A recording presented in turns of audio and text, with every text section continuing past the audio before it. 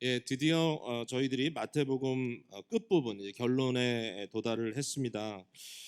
마태복음은 예수님이 누구신가라는 질문을 가지고 이제 처음부터 28장까지 달려왔는데요. 마태복음 전체 내용을 제가 한 5가지로 이렇게 좀 나눠서 이야기를 하자면 마태복음 전체가 이렇게 커버가 될 것 같아요. 마태복음 첫 번째로 예수님은 누구인가라고 질문했을 때 예수님은 나사렛 사람 예수로 육신적으로 태어나시고 그가 갈릴리에서 자라셨는데 그러나 그는 하나님이 인간이 되어 오신 분이다. 이 성육신 하신 하나님으로서의 인간이 되신 예수 그리스도, 아마 그 내용이 마태복음 1장에서 3장까지 이제 주로 다루어지고 있다라고 생각할 수 있을 것 같고요. 그 다음에 두 번째로 예수님은 누구신가? 이게 이제 마태복음의 가장 큰 부분을 차지하는 건데 4장에서 25장, 뭐 거의 다죠. 이 4장에서 25장까지 특별히 예수님이 하신 일에 대해서 말하고 있습니다. 예수님은 무슨 일을 하러 오셨는가? 그는 선지자로서 또 왕으로서 제사장으로서 기름 부음을 받은 자, 곧 그리스도로 오셨다 이겁니다. 그분이 바로 예수다. 예수는 바로 기름 부음 받은 그리스도이시다. 이 뭐 왕이라든지 제사장이라든지 선지자 이런 내용은 저희가 금요일에 하이델베르그 요리문답을 통해서도 여러분들이 좀 집중적으로 배웠습니다만은 이것은 우리가 성경 전체를 이해하는데 굉장히 중요한 하나의 틀이고 이것을 통해서 오늘날 교회도 이해하고 저희들의 역할도 이해하게 되는 거죠. 근데 실제로 예수님께서는 구약에 예언되어 있었던 이런 모든 일들을 완전히 완벽하게 성취시켜 주신 분으로 말씀하고 있어요. 구약에는 많은 왕들이 있고 많은 제사장들이 있고 많은 선지자들이 있는데 결국 그 모든 사람들이 바로 그 왕, 그 선지자, 그 제사장을 미리 보여주고 있었던 것이고요. 바로 그분이 예수 그리스도로 오셨다라고 이렇게 말할 수 있어요. 이 내용을 한 구절로 줄여서 얘기하자면 저는 4장 23절이 아마 그 역할을 해주지 않나 생각이 됐어요. 4장 23절을 여러분 혹시 보시면 아주 유명한 구절이죠. 제가 한번 읽어볼게요. 예수께서 온 갈릴리에 두루 다니사 그들의 회당에서 가르치시며 천국 복음을 전파하시며 백성 중의 모든 병과 모든 약한 것을 고치시니, 예수님의 사역을 여기에 가르치시며 하나님 나라 복음을 전파하시며 모든 약한 것을 고치셨다라고 하는 이 3가지로 집중해서 이제 설명을 하고 있는데 이 3가지의 내용을 살펴보면 가르쳤다라는 말은 하나님이 누구신가, 하나님의 마음은 어떠한 것인가 이것을 계시해 주시는 선지자로서의 예수님의 역할을 강조하고 있고요. 여기에 하나님 나라 복음을 전파했다. 이 전파라는 말과 가르쳤다는 말이 비슷한 것 같잖아요. 근데 달라요. 이 가르쳤다는 말은 디다스코로 돼 있고 그 다음에 전파했다는 말은 케루소라고 하는 단어로 돼 있어요. 케루소는 뭐냐면은 왕이 다스리던 시대에 이제 왕이 어떤 일을 하기 전에 앞서 메신저들을 보냅니다. 그 사람들이 빰빠라 하고 트럼펫을 불고 누군가 나와서 왕이 오신다, 뭐 왕이 이렇다, 왕이 저렇다 이렇게 이제 그 말을 선포합니다.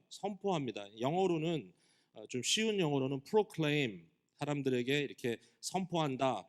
이 말을 조금 어려운 말로 하면 herald 한답니다. herald. 그 말은 왕을 앞서간 메신저들이 왕의 말씀을 이렇게 미리 전하는 또는 선포하는 이제 그런 내용인데요. 여기에 이 케루소라고 하는 단어는 선포하는 것입니다. 이것은 왕권을 의미합니다. 그러니까 예수님의 천국 복음 선포는 왕으로서의 역할을 대변하는 것이다라고 생각할 수 있고요. 그리고 여기에 고치셨다라는 말은 아마 여러분들이 들으면 금방 아실 거예요. 테라피오라고 하는 단어예요. 테라피오. 이건 고친다는 말이야, 말 그대로. 근데 실제로 구약 성경에 보면 질병에 대한 문제를 제사장들이 많이 다뤘어요. 그래서 결국은 연약함을 지시고 고쳐주시는 분이 바로 예수님이다.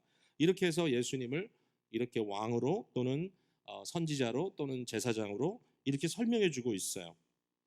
자, 그 다음에 지난 주간 동안 우리가 고난 주간에 집중해서 봤던 내용이 바로 예수님이 누구냐?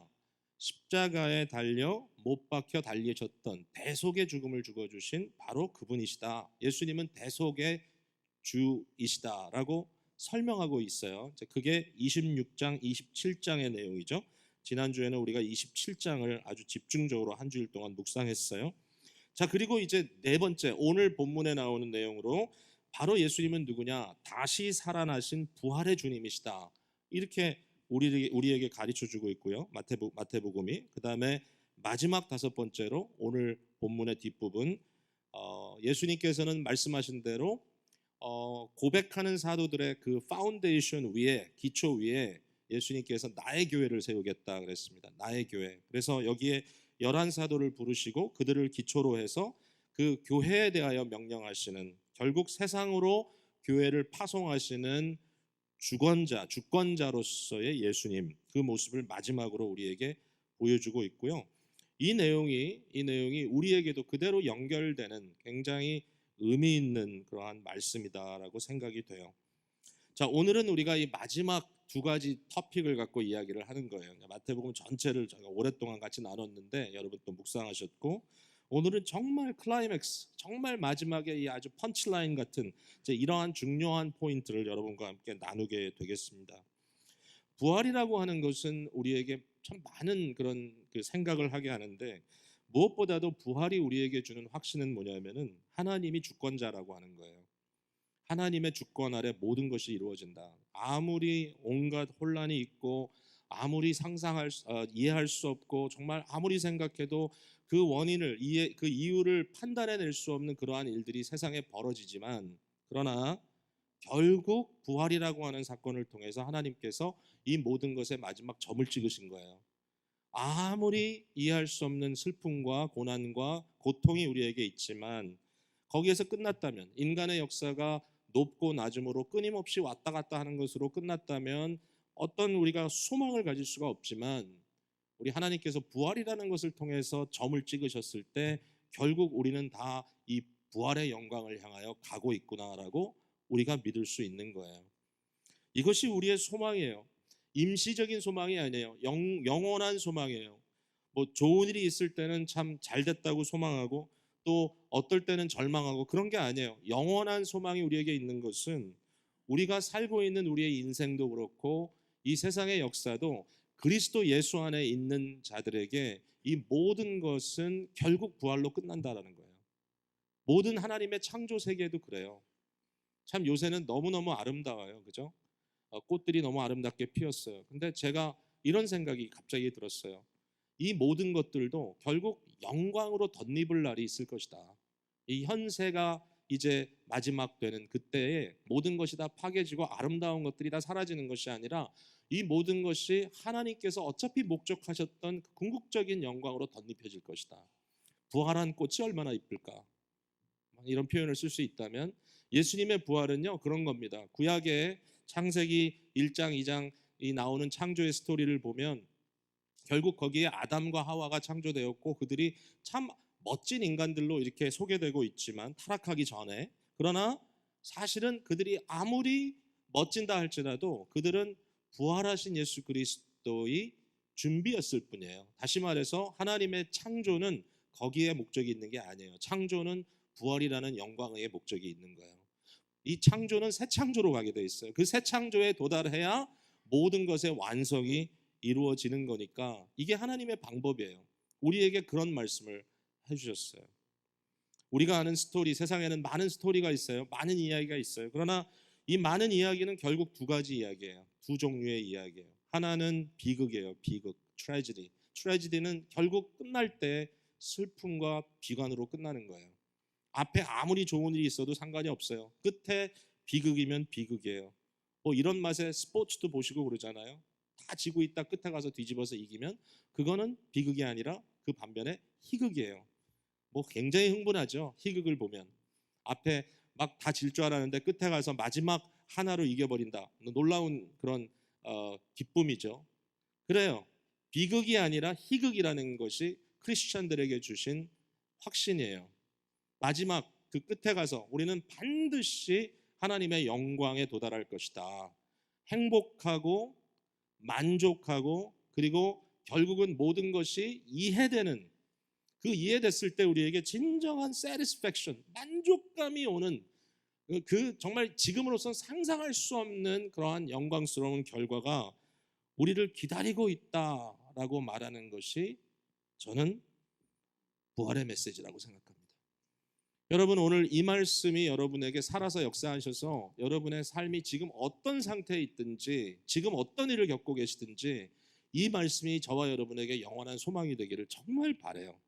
이건 그냥 한번 생각해 보는 것이라든지 그저 한번 그렇게 기대해 보는 것이 아니라, 이것이야말로 정말 내가 어떤 일을 과거에 겪었고 또 어떤 방향 지금 일들을 내가 경험하고 있든지 간에 결국 이게 우리의 삶을 지탱해 줄 수 있는 능력이라고 생각을 해요.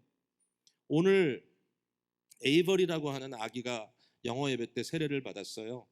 이 에이버리라고 하는 아기는 쉐인이라고 하는 아이의 동생이에요. 쉐인은 4살 된 아기가 벌써 이 세상을 떠난 지가 벌써 몇 년 됐네요.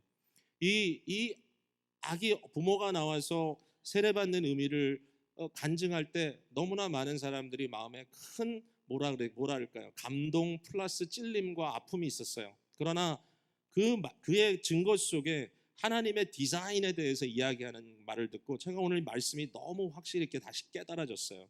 물론 어린아이를 그렇게 잃는다고 하는 것은 너무나 아픈 일이고 상상할 수 없는 괴로움이었을 거고, 저희들도 함께 온 교회가 그 한 9개월 동안 기도하면서 얼마나 힘들었어요. 같이 기도했어요. 그러나 오늘 에이브리를 세례 주면서 또 하나님께서 하시는 일이 우리에게는 잘 이해되지 않지만, 그러나 거기에 어떤 주님의 디자인과 하나님의 뜻이 있구나라고 생각하게 되었습니다.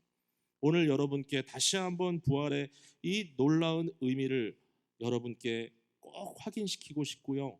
이 복음이, 이 메시지가, 이 선포가, 이 캐리그마가 우리의 마음속에 오늘 결국 아름답게 남을 수 있는 그런 역사가 있었으면 참 좋겠습니다. 자, 이 하나님의 구원의 이 완정, 구원의 이 주권, 그 다음에 이 계획이 결국 부활이라는 것으로 우리에게 보여주신 그 희극적 그 완성도, 여기에 대해서 우리가 이것을 정말 부활주일만이 아니라 매번마다 생각해야 되는 근거가 오늘 본문 속에 나와 있어요. 한번 보세요. 28장 제일 앞부분에 안식일이 다 지나고 안식 후 첫날이 되려는 새벽에, 그렇게 오늘 본문 말씀이 시작됐어요. 마태복음에는 시제라는 것이 굉장히 중요하다 그랬어요. 이게 그냥 단순히 시간을 알려주는 것이 아니라 굉장한 의미를 갖고 있다는 거죠. 안식일이 다 지나고 안식 후 첫날이 되려는 새벽에, 여러분 아시지만 우리 신약교회는 안식일을 지키지 않고 주일을 지킵니다. 안식일은 첫 창조, 창세기 1장이 말하는 6일의 패턴으로 완성을 보여주는 이 첫 창조가 완성된 이후에 첫 번째 날, 이렇게 제가 말씀드렸죠. 맞아요. 안식일은 바로 첫 창조의 결말이에요. 하나님께서 모든 것을 다스리는 왕으로 드러나세요. 안식일의 의미예요. 하늘은 나의 보좌요, 땅은 나의 발등상이다. 결국 안식일에는 하나님의 다스림에 모든 것들이 조화를 이루며 거기에 복종하는 모습으로 나타나요. 우리가 그 하나님의 질서에 같이 맞춰서 살아갈 때는 행복이요 아름다움이지만, 그것을 거역하게 될 때는 엄청난 비극이 일어났어요. 그게 구약의 안식일의 개념이에요. 자, 그런데 바로 이런 첫 창조가 이제 새 창조로 덧입는 가장 결정적인 역사 속의 순간이 예수님의 부활이에요. 예수님의 부활, 아까 이미 다 설명했어요. 예수님의 부활은 예창조에서 끝나는 것이 아니라 다시 똑같은 몸이 살아난 것이 아니라 그 몸이 영광으로 덧입혀진, 예수님의 부활은 나사로의 부활과는 달라요. 어떤 사람이 역사 속에 다시 생명이 돌아왔다고 해도 그 부활과 예수님의 부활은 달라요. 예수님의 부활은 우리가 장차 얻을 부활의 첫 열매예요. 그건 영광의 부활이에요. 정말 놀라운 영광으로 덧입히신 그러한 부활이었던 거죠, 예수님의 부활이. 근데 그 부활이 언제 일어났느냐? 안식일이 다 지나고 안식 후 첫날, 여기 보니까 첫날이 되려는 새벽에 이미 예수님은 부활하셨어요. 그 이전에. 그러니까 안식 후 첫날, 우리가 말하는 주일, 토요일이 아니라 이 주일은 무엇을 의미하느냐? 부활을 믿는 저와 여러분에게, 부활을 선포하는 저와 여러분에게 새로운 창조가 이루어진 이후 첫날이에요, 오늘이. 그래서 오늘은 우리가 무엇을 기억하고 무엇을 셀레브레이트 하는 것인가, 무엇을 저희가 축하하는 날인가 하면 바로 새로운 창조가 이루어졌고, 바로 예수님이 그 일을 이루셨고 하나님께서 하신 거죠. 그리고 우리도 거기에 참여하는, 거기에 속한 백성이 되었다라고 하는 것을 말하는 거예요. 그러니까 우리는 더 이상 안식일에 예배하지 않아요. 우리는 주일에 예배해요. 주일에 예배한다는 것은 우리가 부활하신 예수 그리스도의 현실을 우리의 현실로 받아들이는 거예요. 우리는 새 창조에 속한 사람이다. 물론 아직도 우리가 그 영광을 다 덧입지 못했지만, 그러나 우리 속에, 속사람에 이미 성령으로 말미암아 새로운 창조에 속한 하나님의 생명이 태동되었고, 우리는 장차 주의 그 역사 속에 이것이 완성되는 것을 경험할 것이다, 이렇게 말하는 겁니다. 주의 날이라고 하는 표현은 주님의 날, the Lord's Day죠. 이게 구약에는 주의 날, the Day of the Lord라는 의미로 단어로 많이 나오는데, 이 말은 뭐냐면 바로 하나님께서 나타나시는 날이에요. 하나님의 방문이에요. 하나님의 visitation. 그날이 되면 악은 심판을 받아요. 죄와 죽음은 예수 그리스도의 부활 사건으로 심판받았어요. 그리고 그날은 죄와 이 죽음으로 인하여 눌려있던 하나님을 바라며 하나님의 은혜를 간구하며 해방의 날을 갈망하던 백성들에게는 하나님의 신원의 날입니다. 주의 날, 주의 날은 한편은 심판이고 한편은 신원입니다. 이 두 가지가 같이 드러나는, 우리에게는 신원의 날. 여러분, 오늘 우리가 주님 앞에 예배하고 있습니다. 이 예배가 너무너무 중요합니다. 왜냐하면 우리는 바로 부활의 주님을 오늘 예배하고 있기 때문이에요. 근데 꼭 기억하실 것은, 우리에게는 부활절이 1년에 한 번이 사실 아니에요. 우리에게는 매주일이 부활의 주님을 만나고 부활의 주님을 축하하고 부활의 주님을 생각하는 날이에요. 그래서 사실은 오늘이 그렇게 특별하지 않아요. 부활절이 그렇게 특별하지 않아요. 어떤 교회에서는요, 보수적인 교회에서는 아예 이 기독교 절기들을 전혀 지키지 않아요. 성탄절도 그냥 안 지켜요. 부활절도 안 지켜요. 그럼 여러분 생각에 왜 크리스천들이 안 지키지? 그 이유는 뭐냐면 그분들에게는 그런 것이 의미가 없어요. 사실 실제적으로 예수님이 성탄절에 태어나신 생일도 아니에요. 그런 게 의미가 없다는 거예요. 그분들 생각에는. 그게 아니라 매일매일 성도들의 모임 속에, 매일매일 성도들의 예배 속에 이 사실들이 인정돼야 되고 이 사실들이 경험돼야 된다. 저는 그게 옳다고 생각해요. 또 한편으로는 우리 교회 성도님들 중에 어떤 분들은 저희 교회가 절기를 지키는 게 좀 너무 밋밋하다는 분들이 계세요. 한편으로는 좀 역부족이기도 하겠지만 사실은 거기에 저의 나름대로 어떤 신학적인 것도 깔려 있다고 생각해요.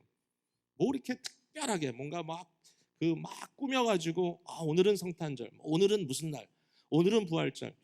여러분 너무 크게 기대하지 마세요. 오늘 뭐 큰 만찬이 있는 것도 아니고 그냥 비빔밥 드실 텐데 준비는 열심히 해오셨지만, 그러나 그냥 그게 또 기억하는 거죠. 그러나 그것보다 훨씬 더 거대한 현실이 매주일 벌어지고 있다라고 생각하시면 돼요.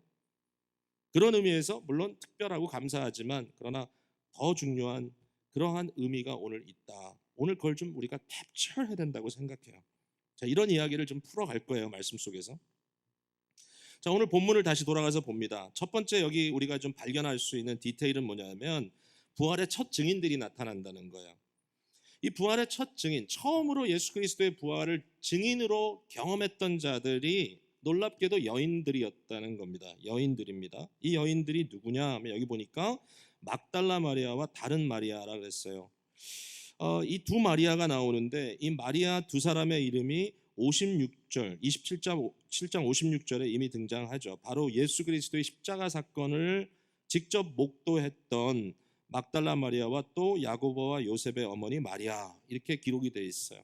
제가 새벽기도 말씀할 때 나눴지만 야고보와 요셉의 어머니는 이름으로 봤을 때 마가복음 6장 3절에 나오는 예수님의 친형제들의 이름이니까 아마 예수님의 어머님 마리아인 것 같다. 이것은 그냥 추론이긴 하지만 정확하게 모르지만 그럴 수 있다라고 생각이 돼요. 근데 이 두 분이 또 언급이 돼요. 61절에 거기 막달라 마리아와 다른 마리아가 무덤을 향하여 앉았다.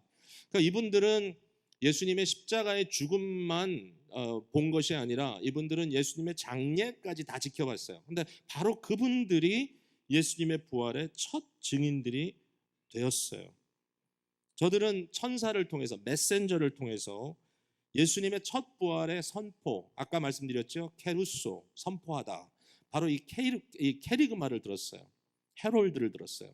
천사들이 천사가 나타나서 여자들에게 말합니다. 5절에, 28장 5절에 이르되 너희는 무서워하지 말라. 십자가에 못 박히신 예수를 너희가 찾는 줄을 내가 아노라. 그가 여기 계시지 않고 그가 말씀하셨던 대로 살아나셨느니라. 이런저런 설명하지 않습니다. 어떻게 살아났다, 어떤 과정이 있었다 이러지 않고 그냥 살아나셨다 이렇게 선포를 하는 거예요. 이게 바로 선포입니다. 케르구마. 근데 이 선포를 들었을 때 어떤 결과가 나타나느냐? 물론 그들이 부활하신 예수님을 실제로 만나지만 그 이전에 8절에 보면 그 여자들이 무서움과 큰 기쁨으로 빨리 무덤을 떠났다. 그래서 이 얘기를 듣고 그들이 받은 반응은 뭐냐면은 무서움과 큰 기쁨입니다. 여러분 한번 생각해 보세요. 무서움은 뭐죠? 아주 두려운 겁니다. 기쁨은 뭐죠? 아주 행복한 겁니다. 어떻게 이 두 가지가 동시에 일어날 수 있겠어요? 이게 굉장히 중요한 클루예요. 어떤 한 학자가 모든 신비에 대해서 이렇게 연구를 하신 분이 있는데 그가 연구하고 난 결과가 뭐냐면은 진정한 신비, 그러니까 다시 말해서 우리가 일상적으로 경험하는 것이 아닌 어떤 특별한 것을 우리가 만날 때, 특별한 상황을 우리가 부딪힐 때 나타나는 우리의 반응은 바로 두 가지다. 하나는 경외심, 두려움, 그리고 또 하나는 기쁨, 행복감. 그는 이렇게 표현했어요. 일종의 하나의 어라는 말이 있죠. AWE. 뭔가 말할 수 없는 그런 경외심, 말할 수 없는 어떤 거대한 현실 앞에 내가 서 있다고 하는 그런 일종의 두려움. 예? 여러분이 정말 거대한 산 앞에 갑자기 딱 자기 자신이 섰다고 생각하고 그 경험들이 있으시죠? 막 상상할 수 없는 일, 예? 그런 경외심. 그 다음에 또 하나는 attraction이에요. attraction. 정말 뭐 어떻게 뭐라고 표현할 수 없는 빨려 들어가는 그런 기쁨, attraction, 행복감. 어떤 마음에 아주 막 좋은 의미에서의 흥분, 이런 것들이 이제 이루어지는 거죠. 이 양면성이 있습니다. 두 가지가. 이것은 단순히 어떤 정보의 전달로 이루어지는 것이 아니고요. 천사가 이 말을 했기 때문에 말 자체를 듣고 그런 일이 있었어? 긍정한다고 이루어지는 것이 아니고요. 이것은 실제로 어떠한 현실을 부딪혔을 때 우리 속에 일어나는 경험입니다. 자, 오늘 잘 들어보세요. 그러면 제가 이미 예배에 대해서 얘기했습니다. 다 연결되는 얘기예요. 우리가 주일에 예배한다는 것은 뭐냐면 부활하신 예수 그리스도를 실제적으로 만난다는 의미를 갖고 있습니다. 영적으로, 믿음으로. 여러분 제가 매번 말씀드리잖아요. 매 주일 예배, 바로 이 순간에 우리가 굉장히 밋밋할 수 있죠. 그냥 또 뭐 주일 예배구나.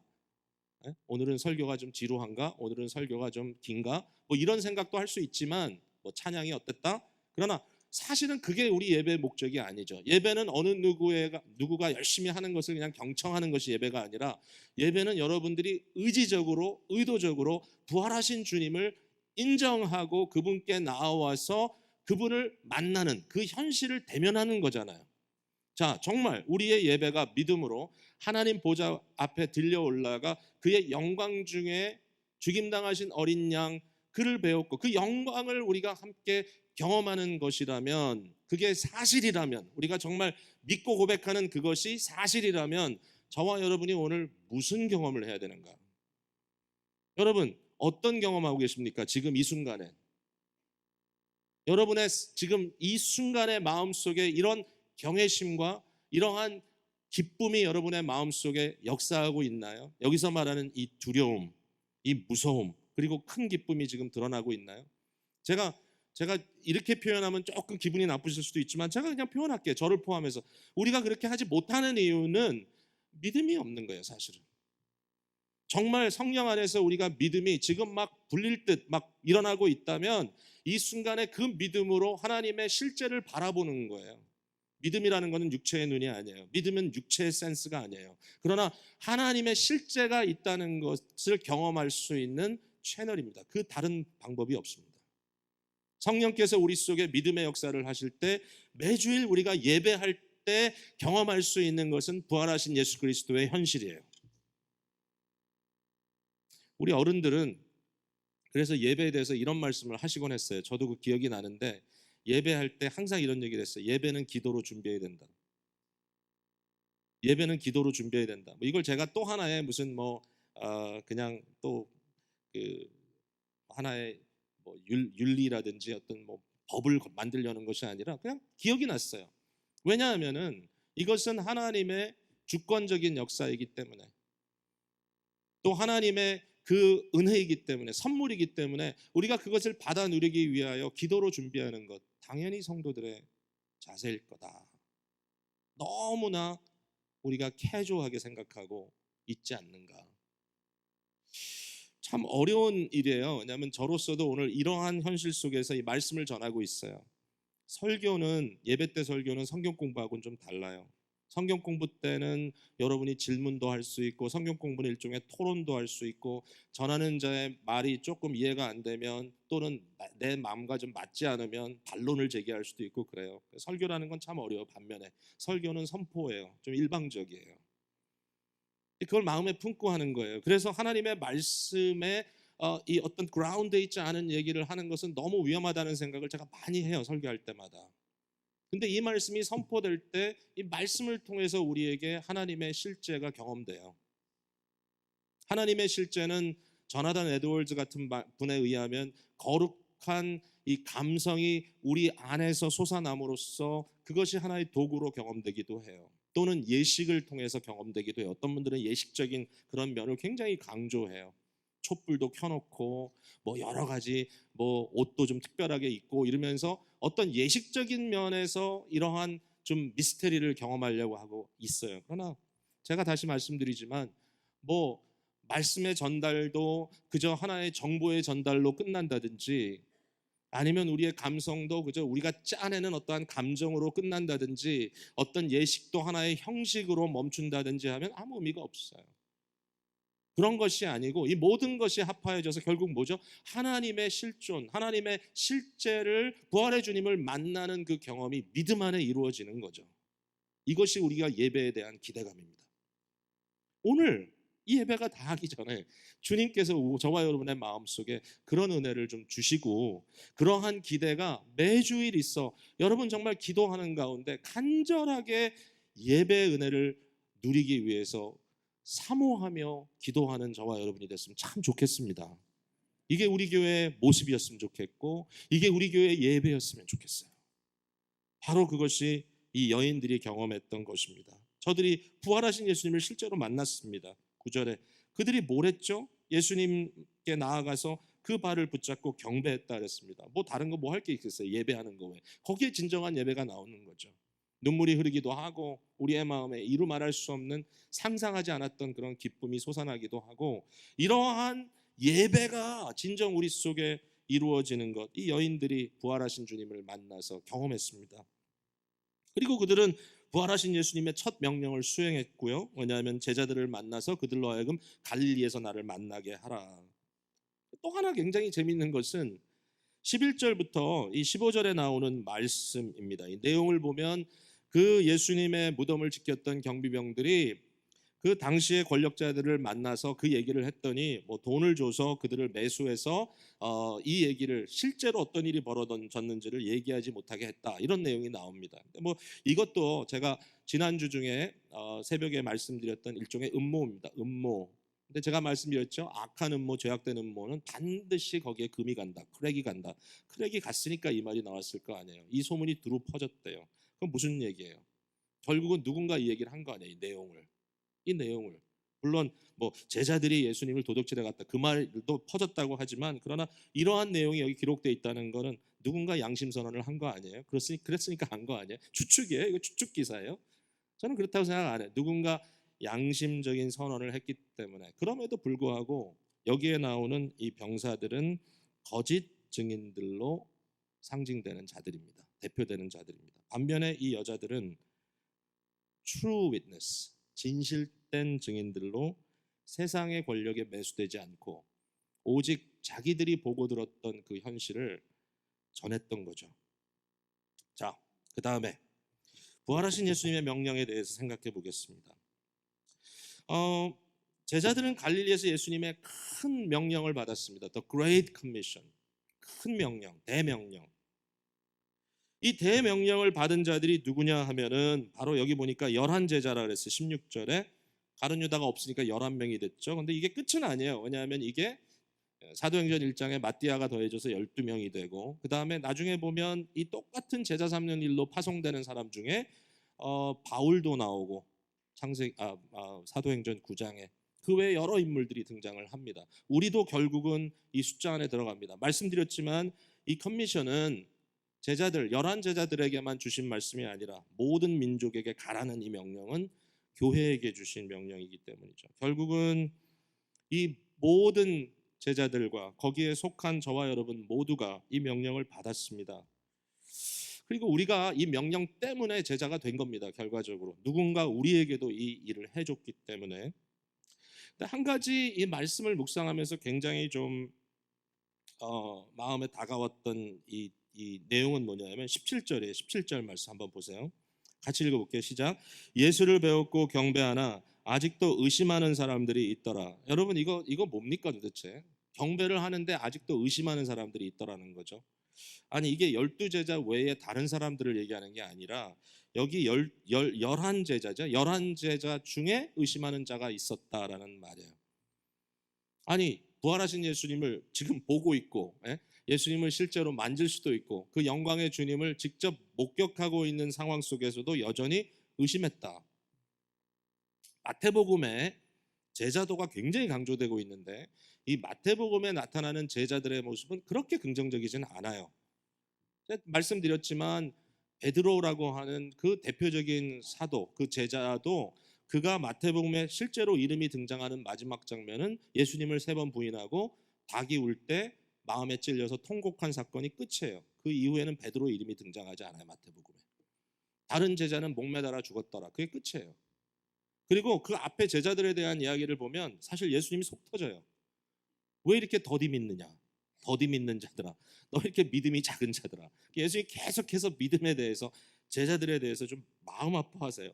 아직도 깨닫지 못하더라. 다 근데 그런 내용이 계속 가다가 심지어는 마지막 장면에 와서도 이렇게 얘기하는 거예요. 아직도 의심하는 사람들이 있더라.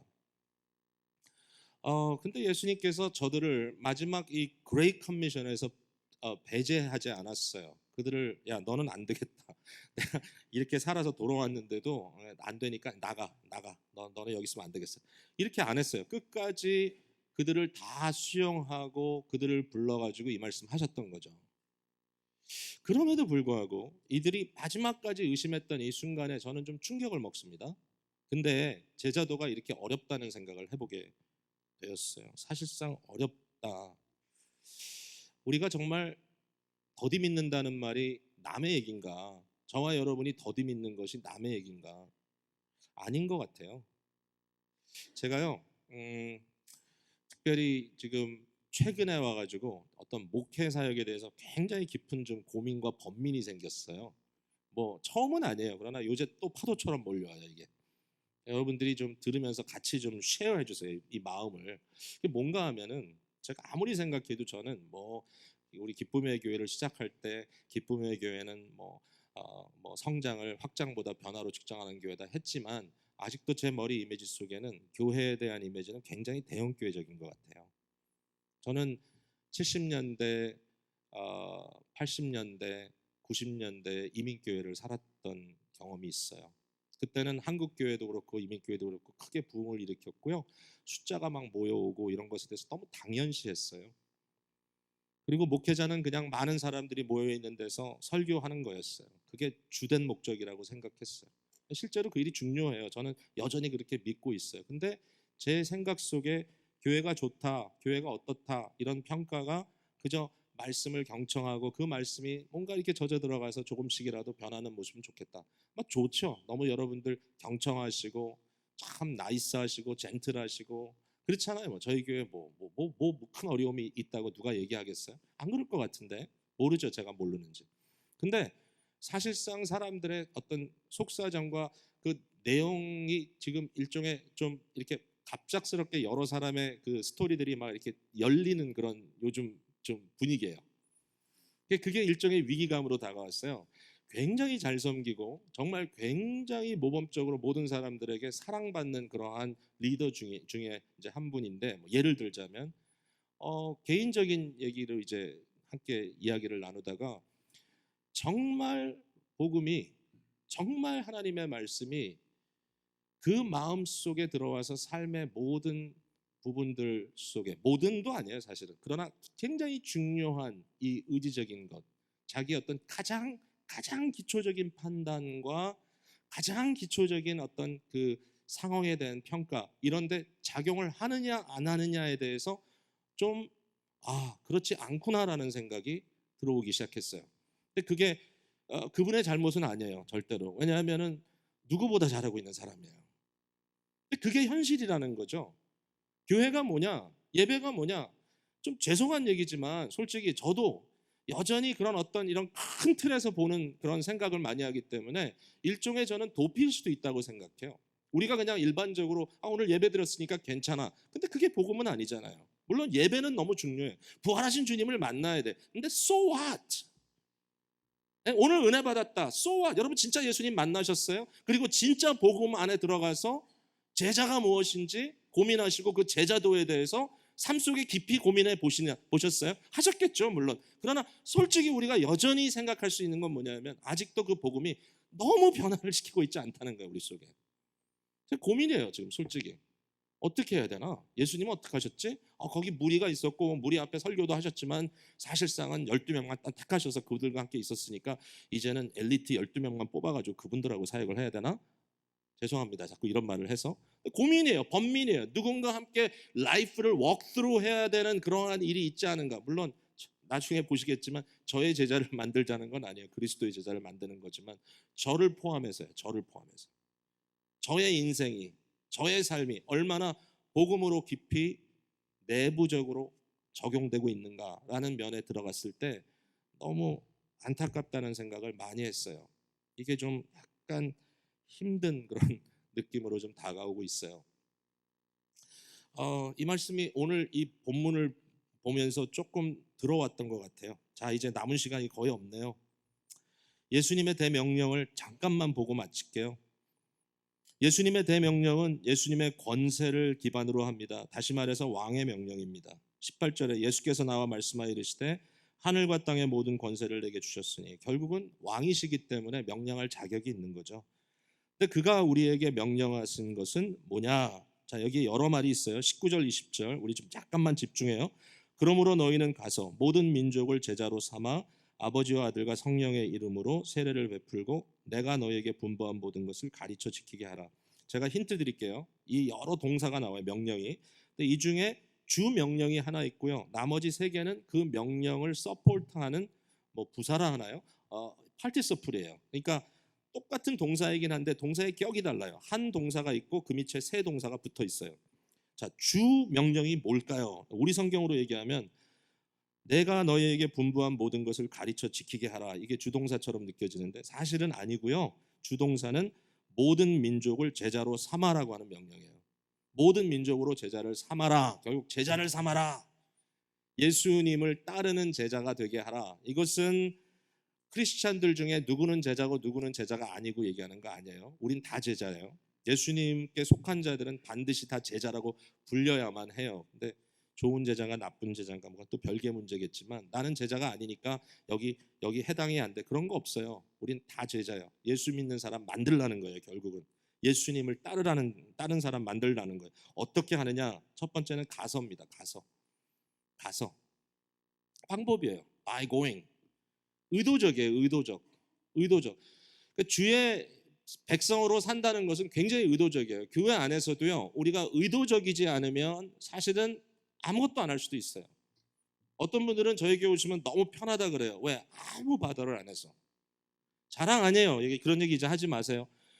만약에 그럼 뭐 처음엔 가능해요. 뭐 1년, 2년 동안 너무 이제 뭔가 신앙적으로 복잡하고 지금 정리가 안 되고 인생에 어려운 문제도 있고 하니까 그냥 나 혼자 한번 정말 묵상하듯이, 마치 수도원에 가듯이 아니면 기도원에 가듯이 내가 정말 말씀에 은혜 받고 예배에 잠깐 들어왔다가 그냥 마음에 좀 힐링 받고 가겠다. 그럴 수 있어요. 그럴 수 있지만 5년이 되고 10년이 됐는데도 I like it. because nobody bothers me. 이런 곤란해요.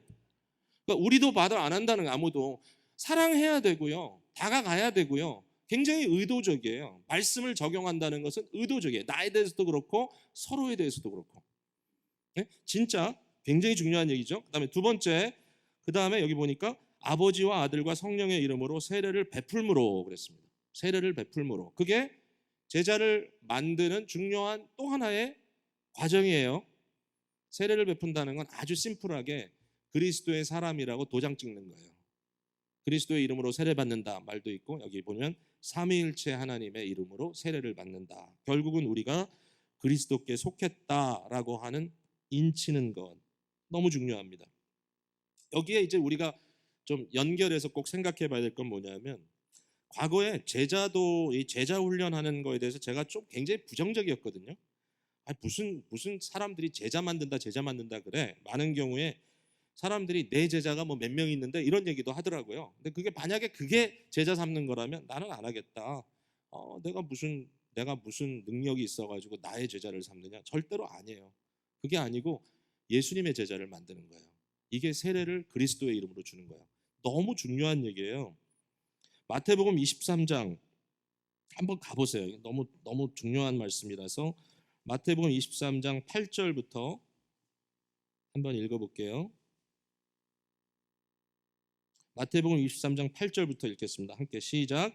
그러나 너희는 랍비라 칭함을 받지 말라. 너희 선생은 하나요 너희는 다 형제니라. 땅에 있는 자를 아버지라 하지 말라. 너희의 아버지는 한 분이시니 곧 하늘에 계신 이시니라. 또한 지도자라 칭함을 받지 말라. 너희의 지도자는 한 분이시니 곧 그리스도시니라. 예수님이 하신 말씀이에요. 예수님 말씀하시는 거예요. 진정한 선생은 나 혼자다. 너희는 다 형제다. 아버지는 한 분이시다. Father, Heavenly Father, 한 분이에요. 그리고 지도자 그리스도 한 분이시다. 물론 우리가 이러한 용어들을 사용은 하지만 그러나 절대로 어느 누구도 내 제자를 삼는 것 아닙니다. 교육자들, 목회자들이 조심해야 됩니다. 절대로 내가 훈련하고 내가 양육했다고 해도 그것이 나의 제자, 나의 양 아닙니다. 그리스도의 제자, 그리스도의 양들로 반드시 정체성을 심어주지 않으면 결국은 그 사람이 무너지면 다 무너집니다. 이 부분에 대해서 성도들은 정신 차리고 깨어 있어야 됩니다. 내가 누구냐? 나는 누구 좋아해? 누구 말 그거 아닙니다. 결국 그것보다 훨씬 더 우선적으로 예수 그리스도의 제자라는 사실을 확인할 때 거기에 어떤 결과가 더 뚜렷하게 나타날 거예요. 저는 좀 절망적이에요. 만약에 사람들이 제 제자라면 저는 절망해요. 너무 절망해요. 최근에 이런 고민을 좀 하고 있어요. 특별히 우리 EM 쪽에 보면, 영어권에 보면 제가 21년, 지금 우리 교회 21년 됐잖아요. 처음부터 있었던 형제 자매들이 좀 있고요. 많진 않지만. 근데 사실은 돌이켜보면 그 형제 자매 중에는 제가 고등학생 때부터 가르쳤던 친구들도 있어요. 지금 영어 목회 우리 어시스턴트 파스터로 일하는 분도 제가 고등학교 때 가르쳤던 분이에요. 물론 계속 같이 있지는 않았지만 생각해 보니까 오늘도 몇몇 사람하고 얘기했는데 저하고 30년 이상을 알았더라고요. 근데 그분들을 보면 좀 죄송한 얘기지만 너무 절망스러워요. 제가 인생의 문제, 인생의 그 고민을 풀어나가는 그런 모든 과정 속에서 너무 성장이 더뎌요. 성장이 더딘 건지 성장이 없는 건지 아니면 거꾸로 가고 있는 건지 헷갈려요. 제가 너무 절망스러워요. 오랫동안 목회가 너무 힘들구나. 이게 과연 목회라면. 그런데 결론적으로 위로를 받는 부분이 이거예요. 사실 이게 핵심이겠죠. 예수님의 제자, 예수님의 사람들로 그들의 정체성 자체가 그리스도의 것이니까 나는 그냥 돕는 자다. 뭐 피해가려고 하는 건 아니고요. 지난주에 한 부부가 너무 어려운 그런 상황을 맞이해서 참 본인들이 너무 힘들어하는데 일정이 도저히 안 돼가지고 제가 만나줄 수가 없어요. 마음은 너무 막 달아오르는데 빨리 만나서 이 친구들 도와줘야 되는데 근데 만날 수 있는 여력이 없었어요. 제가 그분들에게 이메일을 보냈어요. 그러면서 이렇게 썼어요. 내가 너무 만나서 상담해주고 싶고 당신들의 지금 겪고 있는 이 막 그 마음의 아픔과 이 고민거리들을 같이 좀 풀어 나갔으면 좋겠지만 지금 상황이 그렇지 못하다니. 그러나 내가 오늘 확인하고 싶은 것은 나보다 훨씬 위대하신, 뭐 이루 말할 수 없이 위대하신 예수 그리스도가 진정한 카운셀러시기 때문에 오늘 또 이번 한 주간 동안 주님이 여러분들을 꼭 만나주기를 원한다. 주님을 만나라. 이렇게 제가 격려했던 것 기억합니다. 가르쳐 지키게 하라는 말씀을 마지막으로 하셨고요. 자, 이젠 정말 제가 말씀을 약속한 시간이 벌써 지난 것 같아요. 맺혀야 될 것 같은데 20장 20절 마지막에 주님이 말씀하신 거는 우리가 놓치면 안 될 것 같아서 그냥 말씀드립니다. 내가 세상 끝날까지 너희와 항상 함께 있으리라 하시니라.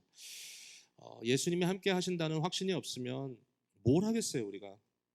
이러한 상황 속에서도 결국은 주님께서 함께 하신다는 것만이 유일한 위로라고 생각해요. 주님이 함께 하신다. 몇 주 전에 제가 한 분을 전도할 기회가 있었어요. 주위에 그저 예수 믿는 사람을 주로 만나게 되는 형편이니까 아주 자주 있는 일은 아닌데 그래도 어떤 상황 속에 한 2시간 동안 이분하고 얘기를 나누게 됐는데 참 신기하더라고요. 그 말씀이 들려지고 그분이 처음에는 안 그랬지만 거기에 대해서 경청하면서 그 말씀에 대한 어떤 그런 갈급한 모습들이 이렇게 비춰지면서 제가 굉장히 놀랐어요. 예수 믿는 분 아니에요. 한 백인 연세가 좀 있으신 여성분인데 근데 그때 제가 정말 너무 기억해요. 둘이 이렇게 같이 있는데 제가 마음으로 이제 얘기를 하면서 기도하는 거예요. 마치 느헤미야처럼 느헤미야서에서 배운 거죠. 주여 이 시간에 역사해 주옵소서. 근데 어떻게 그럴 수가 있어요? 얘기를 나누는데 주님이 곁에 계신 것 같아요. 정말 실제 계신 거죠. 믿어져요. 느껴지더라고요. 성령님께서 그렇게 역사하시더라고요. 너무너무 감사했어요. 헤어질 때 제가 이메일 주소를 줬어요. 그리고 그분에게 이런 그 유튜브 비디오를 찾아서 들어보세요. 제가 오늘 다 얘기를 할 수 없으니까. 그래서 제 설교보다도 이제 다른 좀 그런 말씀을 잘 풀어주시는 미국에 있는 좋은 목회자들을 소개하면서 그분들의 그 어떻게 찾아가는지 알려주고 이렇게 보냈는데 이분이 얼마 있다 저한테 이메일을 했더라고요. 그 이메일 속에 내가 이런 얘기를 하는 게 좀 웃을지 모르겠지만 그곳에서 당신을 만나게 하신 것은 그 어떤 초월자의 섭리였던 것 같습니다. 그러면서 내가 이제 내 자신의 삶을 나의 주인에게 드리고 싶습니다. 라는 고백을 썼더라고요. 제가 깜짝 놀랐어요. 근데 이게 가능한 이유는 유일하게 성령님께서 그리스도께서 항상 함께 하시기 때문입니다. 여러분 믿고 이 복음을요 일단은 여러분 자신에게 전파하세요. 무엇보다도 오늘 말씀드렸지만 좀 더 깊이 들어가세요. 말씀을 여러분의 삶의 현실적인 부분에 집어넣으세요. 실제적인 곳에 심지어는 여러분이 가지고 있는 자신을 발견할 때마다 정말 막 괴롭고 어떨 땐 정말 치가 떨리도록 힘든 그런 부분들에 대해서 그냥 넘어가지 마시고 거기에 예수 그리스도의 부활의 복음과 그리스도의 이 말씀이 무슨 의미가 있는지 깊이 한번 적용해 보시는 저와 여러분이 되기를 간절히 바랍니다. 기도하겠습니다.